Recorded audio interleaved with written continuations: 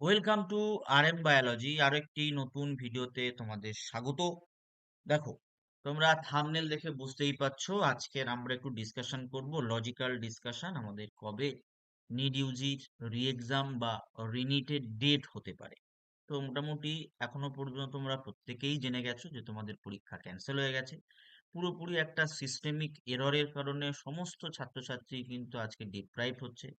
যে সমস্ত স্টুডেন্ট গুলো ভালো নাম্বার পেয়েছিল সারা বছর খাটাখাটুনি করার পরে, তাদের কিন্তু আবার পরীক্ষায় বসতে হচ্ছে। আর একটা মন্দের ভালো, যাদের একটু পড়াশোনা ভালো হয়েছিল কিন্তু এক্সাম প্রেশার না নিতে পারার কারণে তারা হয়তো অনেকটা কম পেয়ে গেছিল, তাদের জন্য আরো একটা সুযোগ পাওয়া গেল। তো সবকিছুর পরেও আমাদের জানতে হবে যে রিনিট কবে হতে পারে, এটা লজিক্যাল ডিসকাশন। তো সেখানে আমাদের দুটো মাস কিন্তু খুব গুরুত্বপূর্ণ। একটা হচ্ছে যে মাসটা চলছে, অর্থাৎ মে মাস এবং জুন মাস। এই দুটো মাসের মধ্যে কিন্তু রিনিট হওয়ার সম্ভাবনা সব থেকে বেশি। মে মাসে রিনিট হচ্ছে না, এটা একদম কনফার্ম। এখানে ক্রস চিহ্ন করে দিচ্ছি যে মে মাসে রিনিট হওয়ার সম্ভাবনা নেই। যদি আমরা একটা লজিক্যাল ভিউ দেখি, যে রিনিট হয়েছিল 2016 সালে, কিন্তু রিনিটটা হয়েছিল। তো সেখানকার যদি আমরা কনসিডার করি যে কিভাবে হয়েছিল, মোটামুটি 1 মাস একটা সময় থাকে, যার আগে কিন্তু কি করা পসিবল হয় না। তার আগে কোনোভাবেই পরীক্ষা নেওয়া পসিবল হয় না। 2016-তে 1লা মেতেই কিন্তু পরীক্ষা হয়েছিল, প্রথম পরীক্ষাটা, অর্থাৎ যেটা ফার্স্ট ফেজ বলা হয়। এবং জুলাইয়ের 24 তারিখে গিয়ে কিন্তু কি হয়েছিল, আমাদের রিনিট হয়েছিল। মোটামুটি অনেক বড় একটা গ্যাপ ছিল। কিন্তু বিশেষত ব্যাপারটা হচ্ছে, যেদিন ডিক্লেয়ার করা হয় যে তোমাদের 2016 সালের রিনিট হবে বা নিট ক্যান্সেল করা হচ্ছে, তার থেকে মোটামুটি প্রায় 40-42 দিন পরে গিয়ে কিন্তু পরীক্ষাটা কন্ডাক্ট করা হয়েছিল। তো মিনিমাম 1 মাস, খুব বেশি হলে 2 মাসের সময় কিন্তু তোমরা পেতে পারো। এক্ষেত্রে আমাদের নিটটা ক্যান্সেল হয়েছে 12 তারিখ। যদি আমরা পুরোপুরি 1 মাস ধরি, তাহলে জুনের 11 তারিখে গিয়ে কিন্তু এই পার্টিকুলার বিষয়টা কমপ্লিট হচ্ছে।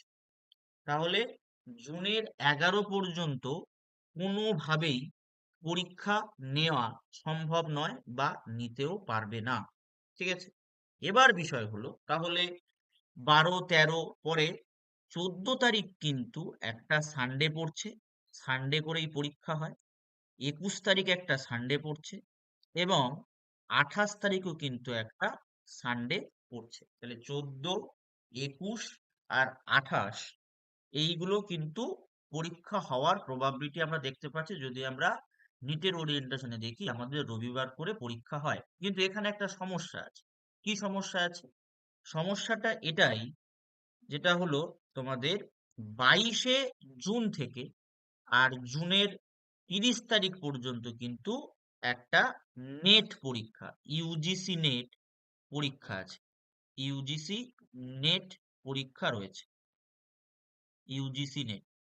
এটাও কিন্তু এনটিএ কন্ডাক্ট করে এই পরীক্ষাটা। তাহলে মোটামুটি তোমরা ধরে নিতে পারো, এই পুরো উইকটা, অর্থাৎ 21 থেকে আর এই পর্যন্ত পরীক্ষা হওয়ার সম্ভাবনা খুব কম। এবং 14 তারিখ 1 মাসের খুব কাছাকাছি হয়ে যাওয়ার কারণে এত তাড়াতাড়ি পরীক্ষা নাও হতে পারে।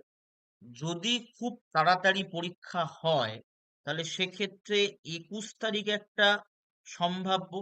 21 তারিখ হলে হতে পারে, এটার চান্স আমি বলবো 10 থেকে 15% মাত্র। যদি তোমাদের রিনিটটা জুনেই কন্ডাক্ট করায়, তাহলে 21শে জুন হতে পারে। এবং সব থেকে বেশি চান্স, 85 থেকে 90% চান্স রিনিটের ডেট হওয়ার, সেটা কিন্তু 5th জুলাই। 5th জুলাই তোমাদের কিন্তু নিট হওয়ার সম্ভাবনা নতুন করে সব থেকে বেশি, বা রিনিট হওয়ার সম্ভাবনা সব থেকে বেশি।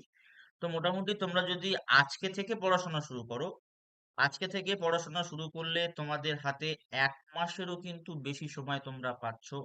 কারণ হচ্ছে দেখো, আজকে 13 তারিখ, আজকে থেকে ঠিকঠাক মতো পড়াশোনা যদি তোমরা শুরু করো, 1 মাসের বেশি, অনেকটা বেশি সময় তোমরা পাচ্ছ। সেক্ষেত্রে তোমাদের প্যানিক না করে তোমাদের কিন্তু পড়াশোনায় ফিরতে হবে।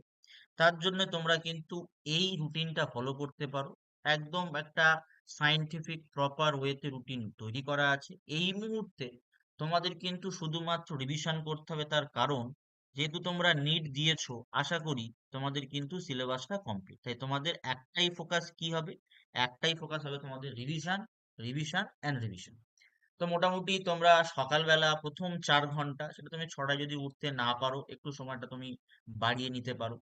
তুমি বায়োলজি এনসিইআরটি রিভিশন করো, যেটা তোমাদের একদম ধর্মগ্রন্থের মতো মনে করে নিতে পারো বায়োলজি এনসিইআরটিটাকে। শর্ট নোট, ডায়াগ্রাম ওই এনসিইআরটি থেকে আবার বানাতে শুরু করো। প্রিভিয়াস মিস্টেক যেটা নিটে করেছিলে প্রত্যেকেই জানো, সেগুলোকে একটু শুধরে নেওয়ার চেষ্টা করো। 11টা থেকে 2টো ফিজিক্স একটু পড়াশোনা করতে পারো, ফিজিক্স। তবে আশা করা যায় ফিজিক্সের এবছর মানে এই যে রিনিট হবে সেখানে একটু হয়তো যে নিটটা হয়েছিল তার থেকে একটু টাফ হতে পারে, কারণ এবছর ফিজিক্সের কোশ্চেন তুলনামূলক নিটের পারফেকশনে দেখলে কিন্তু বেশ ইজি দিকেই ছিল। আফটারনুন তুমি করে নিতে পারো কেমিস্ট্রি, এবং ইভিনিং এ তুমি একটা মক টেস্ট দিতে পারো প্রত্যেক দিন।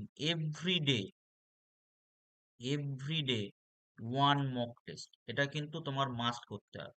তাই তুমি দিনের যে কোনো একটা 3 ঘন্টা বেছে নিয়ে সেখানে কিন্তু মক টেস্ট তুমি দিতেই পারো। তোমাকে প্রত্যেকদিন একটা করে মক টেস্ট দেওয়া উচিত। তুমি কিন্তু অবশ্যই অবশ্যই করে মক টেস্ট দিও। মোটামুটি তোমার স্টাডি আওয়ার এই যে কদিন তোমার বাকি আছে, এই স্টাডি হাওয়ার হওয়া উচিত 10 থেকে 12 ঘন্টা। ঠিক আছে? সারাদিনে মোটামুটি 150 খানা এমসিকিউ তোমাকে প্র্যাকটিস করতে হবে। একটা মক টেস্ট দিতে হবে 2-3 দিন অন্তর অন্তর একটা তুমি মক টেস্ট দিতে পারো। প্রত্যেকদিন যদি মক টেস্ট দিতে পারো সেটাও কিন্তু তোমার ক্ষেত্রে অনেক সুবিধা। এই মুহূর্তে প্যানিক করো না, একদম ফোকাস থাকো। যাদের পরীক্ষা ভালো হয়েছে তাদের পরীক্ষা আবার ভালো হবে। যারা একটুর জন্য পিছিয়ে পড়েছে তারা কিন্তু দ্বিতীয় সুযোগ পেলে সুযোগটাকে কাজে লাগাও এবং পড়াশোনায় ফেরো। ঠিক আছে? আমাদের চ্যানেলে নিট ওরিয়েন্টেড পড়াশোনা শুরু হবে 14 তারিখ থেকে, অর্থাৎ কাল থেকে। আমরা রেকর্ডেড কিছু ক্লাস প্রোভাইড করব বায়োলজির উপরে, যেগুলো তোমাদের রিডিটে অনেক সাহায্য করবে। তাই অবশ্যই অবশ্যই করে চ্যানেলটি সাবস্ক্রাইব করে নিও এবং বেল বাটনটি বাজিয়ে দিও। চলো